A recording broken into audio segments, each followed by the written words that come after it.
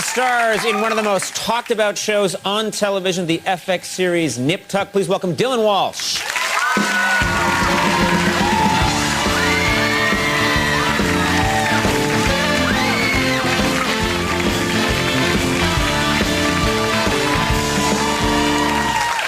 Thanks for being here. It's great to be back in New York. You know, I gotta say, everybody's talking about this show, and this show kind of came out of nowhere, got a lot of attention, and it's so well done. It's so realistic that when I watch this show, I'm learning all these things about plastic surgery that I didn't even know were real. For example, there's a show that you did recently that involved getting implants in the butt area. Yeah. Ass implants, for lack of a better term. Yeah. Ass implants. There, I said it. Implants in the ass. Yeah. So the point is, who'd have thought? Yeah, who'd have Right? thought? I'm going to keep Right? saying it because I'm enjoying it. Is that a real thing? For example, I saw it on your show, but I have no idea if that's real. You know, it's funny, when I first read the script, I thought it was something they made up. It'd be funny. It's just a joke. Every surgery we do on the show is from some real-life surgery. Right. And evidently, it's becoming quite popular, ass implants. Right. I get to say it, too. Yeah, now, only I can say it. No, if you ever say it again, you're out of here. But, you know, here's the thing. I was watching it, and I've never thought ever of having any kind of work done of any kind. You should. Because don't mess with this. But one thing that, you know, I have no butt. It is a straight shot from my shoulders right down to my ankle. Well, you're a great candidate for an ass implant. Right, because there's just nothing there. I'm like tied to this chair.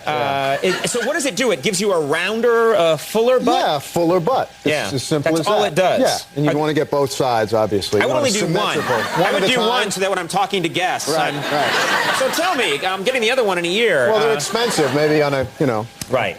Now, your character on the show, Sean, character, is getting into sort of a lot of, I don't want to say deviant, but, you know, immoral behavior, or he's on the edge a little bit. He's moving towards the edge. He's involved in a lot of sexual situations. Are you ever worried about any family members watching the show? Oh, absolutely. I'm so proud that the show is challenging and it's out there and it's edgy.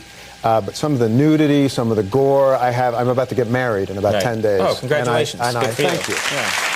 And my future mother-in-law is very loyal, and she watches the show. She doesn't get that channel on her TV, so she has to walk down the street to her friend Dot's. Right. And they sit, I imagine, on a couch and they watch Nip Tuck. Right. And I have to imagine her watching me, my ass. I did a three-way this season. I had sex with a sex doll.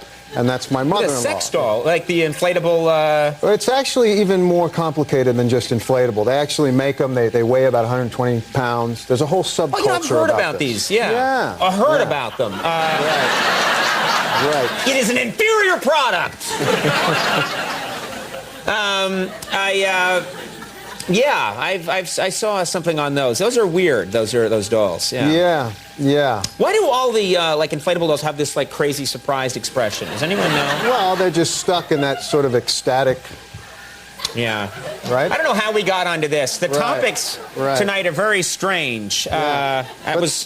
But that's the world of Nip Tuck. That's what I go to. That's my daily job. You do, yeah, but you're able to, at least you're playing a part. I do things on this show, and it's me. I'm not an actor playing Conan O'Brien. We tried that for a season, but it's just me, and when I act like a fool, it's just me doing it, and there's no excuse. You are an actor playing a part. Right, so I can get away with it. Yeah. Hopefully. Well, you're very good, very fine actor. When did you first get interested in acting? You know what? I grew up all over the world. My dad was in the Foreign Service, so we lived in India, Africa, Indonesia. And I didn't get to see TV. I didn't see movies. One movie came to town when I was 5.5 years old. I was living in India. It was Chitty Chitty Bang Bang. And that world of Chitty Chitty Bang Bang, whatever it was on the screen in this whole story, I said, and we moved back to the States when I was about 10 or 11, and I wanted part of that. I wanted to be part of that. That's so that made you want to be an actor. Yeah. That's so cool because when I saw Chitty Chitty Bang Bang, probably around the same time, it made me want a flying car. You know? It didn't make me want to be an actor. I'm like, I want that car. Well, but also... And I want to talk that way. It's Chitty Chitty Bang Bang, you know. And most actors will sit here very seriously and tell you, well, it's when I saw The Godfather. Right. Or The Deer Hunter. Right. For me, Chitty Chitty Bang Bang. That's a cool reason. Now, On the show, you've obviously had some training, someone's shown you what to do. It really looks like you know how to use a scalpel. Yeah. It really. Do you ever get in these situations where people are a little confused, or you're a little confused that you think you're a doctor or a surgeon, but you're really not? Yeah. And how many people have died as a result of this? When I first started the show, I was squeamish about it. I couldn't even do research. I'd turn the channels, and just like most of you, I'd come across one of those things and turn it really quickly. I couldn't go to a real surgery.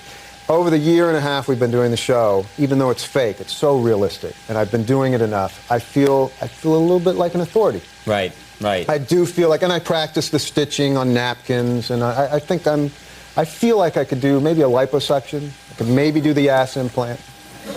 Trying to get the That's ass a dangerous thing to bring up in a bar. Yeah. But that's the thing where I would think, like, around the house, you might sometimes be tempted, like, hey, listen, I'll handle this situation. Particularly around the house. I have 3 kids, and whenever my son or daughter, the older ones, will get hurt, skin their knee or get a splinter or something, I do a little routine to sort of distract them. I say, well, don't worry, because, thank God your father is a doctor, and I'll do a little surgery and stitch you up, and they look at me with complete horror. Dad, it's just annoying. Dad's deluded. Yeah. But and he is a little bit. Yeah.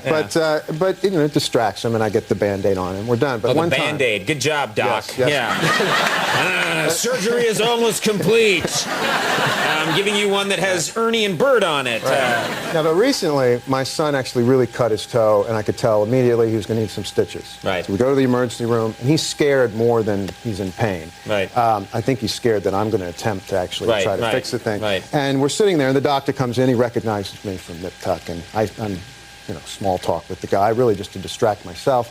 And he says, and I don't think he wants any part of it, actor thinks he's a doctor, so he says, go put some gloves on. So I go, yeah, okay. My son, again, is just looking over his shoulder. Oh, no.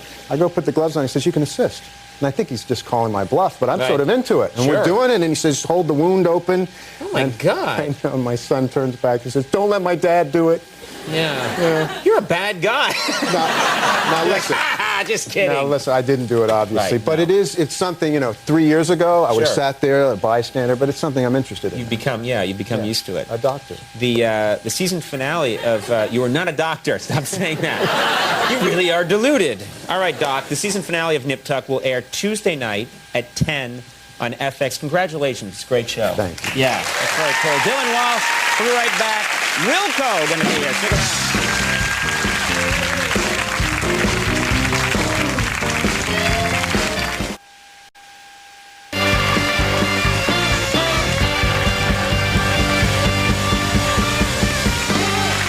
Back.